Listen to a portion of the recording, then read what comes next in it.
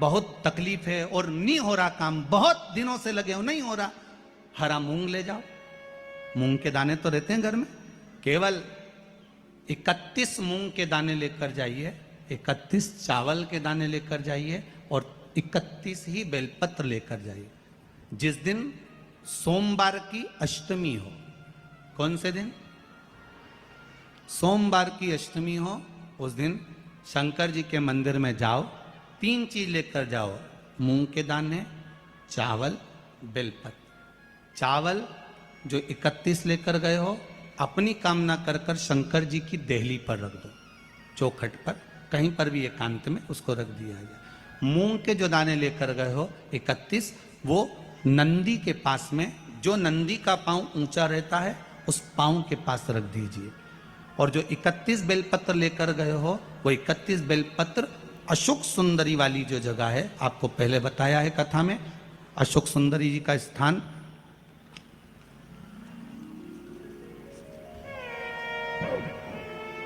ये शिवलिंग, ये जलाधारी जहां से पानी बहता है, उसके बीच में एक मोटी सी लाइन होती है, जो शंकर भगवान की छोटी लड़की अशोक सुंदरी का स्थान है।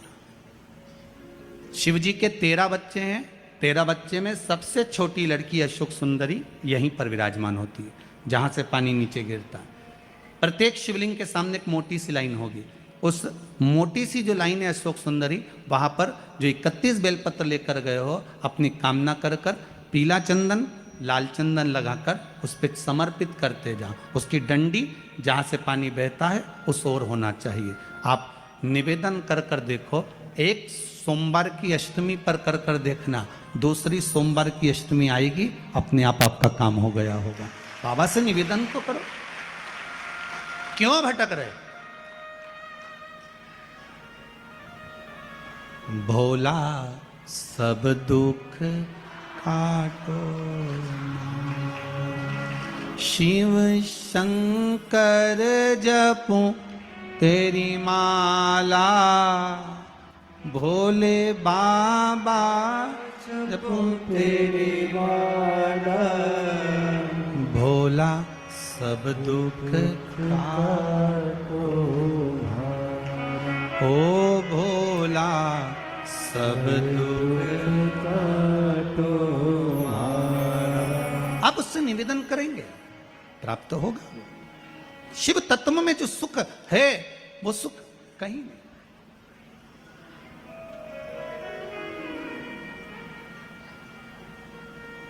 एक मात्र शिव मंदिर में झाड़ू लगा रही हैं अहिल्याबाई,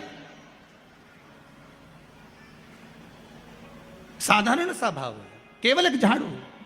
कई लोग कहते हैं महाराज जी, आप कहते हो मंदिर में जाकर झाड़ू लगाओ, पोछा लगाओ, तो जो हमने मंदिर में रख रखा है स्वीपर आदि आदि, जो भी सेवा करने वाला है, काम करने वाला है, वर्कर है, वो कर रहा है, तो हम क्यों करें? अरे भाई, एक बात याद रखना, आप सबसे पूछना चाहूंगा, आप लोग कहते हो कि मंदिर की सफाई जो वर्कर रखा है उसे करना चाहिए, मंदिर की सफाई जो पुजारी रखा है उसको करना चाहिए। मैं आपसे पूछना चाहता हूं कि आपके घर में जो तिजोरी है, दिवाली पे उसकी सफाई कौन करता है? नौकर करता है? अरे बोलते तो जाओ। नौकर करेगा? नहीं। वर्कर करेगा? नहीं। स्वीपर करेगा? नहीं। तिजोरी की सफाई कोई दूसरा नहीं करता, तिजोरी की सफाई हमें करना होती है। उसी तरह मंदिर की सफाई ना पुजारी करे, ना कोई वर्कर करे, जो दर्शन करने जाए वो करे, क्योंकि ये तिजोरी है हमारी, ये तिजोरी है हमारी, यहां से हमें मिलता है, ये मेरा देव अधिदेव महादेव देता है। और सोमवार की अष्टमी का मतलब आपको इंदौर की कथा में बताया था। बहुत बहुत बधाइयां महाराज, बहुत बहुत बधाइयां महाराज। सोमवार की अष्टमी का मतलब बहुत बहुत बहुत बहुत बधाइयां महाराज। सोमवार की अष्टमी का मतलब आपको इंदौर की कथा में बताया था, जिस दिन शंकर और पार्वती के मिलन का दिवस हो, और केवल एक माता पार्वती के अकेले मिलन का नहीं, 64 योगनियां तक भगवान शंकर से मिलने के लिए आती है।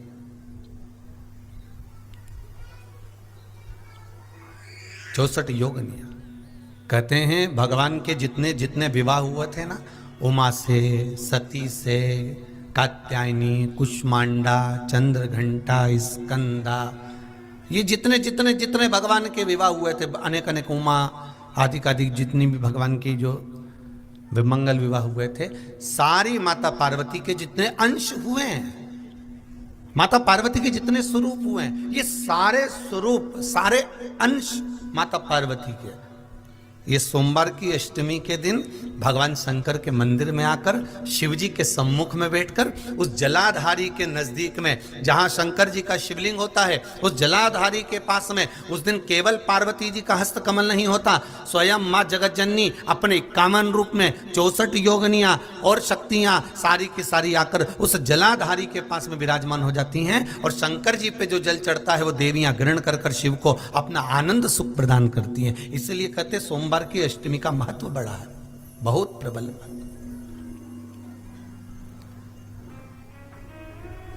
अभी 2 पड़ गई हैं, अब बैसाख और ज्येष्ठ में पड़ेगी सोमवार की अष्टमी। उसके बाद में फिर एक और पड़ेगी, अश्विन के जो नवरात्र आएंगे, जो शरदीय नवरात्र आएंगे, उस शरदीय नवरात्रि के समय पर फिर सोमवार की अष्टमी एक पड़ेगी। बाबा की कृपा है, शिव की कृपा से, भगवान शंकर की कृपा से ही सब कुछ आनंद में हो। और हम तो कहेंगे 1 लोटा पानी चढ़ाने से पीछे मत हटना सोमवार की अष्टमी के दिन। शंकर के मंदिर जरूर जाना, बेलपत्र जरूर चढ़ाना, बाबा से विनय जरूर करना, निवेदन करना, बाबा को पूजन करना, घी का दीप लगाना और बाबा से विनय करना, बाबा मेरी ये मनोकामना है, मैं तो आपके चरणों में समर्पित करने के लिए आई, मेरी ये विनती को स्वीकार कर लो।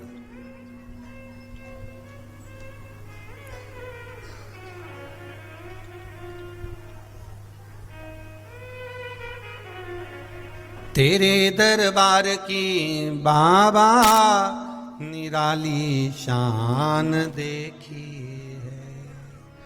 तेरे दरबार की बाबा निराली शान देखी है, तुझे देते नहीं देखा पर झोली भरी देखी है। बाबा कभी मैंने आपको देते हुए नहीं देखा, पर तेरा भजन करने वाला, तेरा स्मरण करने वाला, तेरा कीर्तन करने वाला, तेरा मंत्र जाप करने वाला, तेरा नाम जाप करने वाला, तेरी भक्ति में डूबने वाला कभी खाली तो नहीं रह सकता, कभी खाली नहीं रहेगा।